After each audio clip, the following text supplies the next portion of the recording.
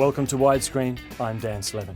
The romantic comedy has been dying slowly for decades, reduced to a parade of cliches wrapped around a relationship between two stars who often appear to have been thrown together by a random star couple generating machine, a relationship desperately hoping to find some rapport like the rest of us look for spare change down the back of the couch. Something about the world has changed. We're more cynical now, or more desperate for novelty. Or in the case of the new R-rated rom-com Sleeping with Other People, apparently we want equal opportunity vulgarity, hiding a message that's as conservative and old-fashioned as anything you'll find in the Bible Belt. Edgy, and yet not edgy at the same time. Lainey and Jake met at college and hooked up. One time. It turns out it was the first time for both of them. 12 years later, Lainey, played by Mad Men's Alison Brie, is engaged to a stiff surgeon, Adam Scott, who seems to specialise in playing assholes. Meanwhile, Jake, Jason Sudeikis from Saturday Night Live, is a freewheeling womanizer, a wise-cracking smart-ass with a revolving door in his bedroom. Sure enough, they meet again and become friends, all the while trying to deny the growing attraction between them. We just spent the entire evening talking about how we screw up every sexual relationship. We gotta just be friends. Okay, but then we gotta come up with a system. We come up with a safe word if we're having sexual tension. You pick it. Avocado. No, it's too sexual. Avocado is too sexual. Oh, yeah. I mean, you gotta see the way I eat an avocado. You'd be like, do that to me. And that's really the beginning, middle and end of the plot. They're both with the wrong people and have to somehow find their way to each other. Except the way that happens turns out to be really unpleasant.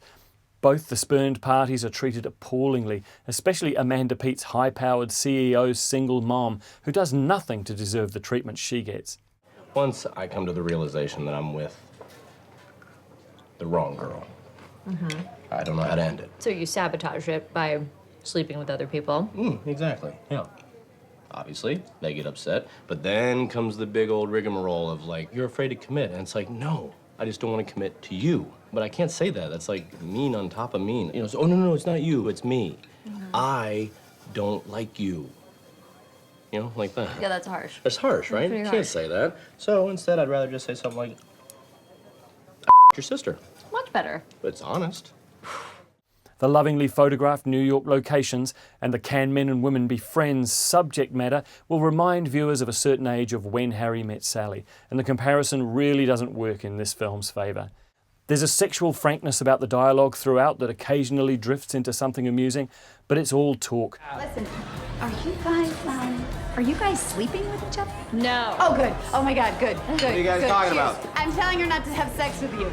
Oh. Sorry. Yeah, well, you're too late because we lost our virginity to each other. Are you serious? You didn't know. Yeah, I told him earlier. We all knew. You didn't know. That's a beautiful story. Yeah, So romantic. Right? Here we go. Bring it in. To virginity. To virginity. Get lost. There we go. Ooh. Go, I'm gonna go That's outside good. for a second. Naomi still has her anal virginity. That's not true. A lot of guys have been up there, just not you. Oh. There are sexual situations, but everyone resolutely keeps their underwear on. That seems to be the way of things nowadays. Nudity seems to be something that happened in the 1970s, or in Europe. It's hard to credit that Sleeping with Other People was written and directed by a woman, Leslie Headland. There's one scene that is such a perfect example of mansplaining that it deserves to be a museum exhibit, but no one in front of or behind the camera seems to mind. It's well documented that women filmmakers continue to struggle to build careers in Hollywood, so to me it's disappointing that when the opportunity arises, sleeping with other people is the result. But you know what? It actually doesn't matter, because men have been allowed, some might even say encouraged, to make terrible films for decades, and some of them even get to make terrible films over and over again. This, along with the super smart Elizabeth Banks making dross like Pitch Perfect 2, is our equal opportunity future. So it doesn't matter that I really missed Nora Ephron. Those days are gone. I'm Dan Slevin, this has been Widescreen. See you next time.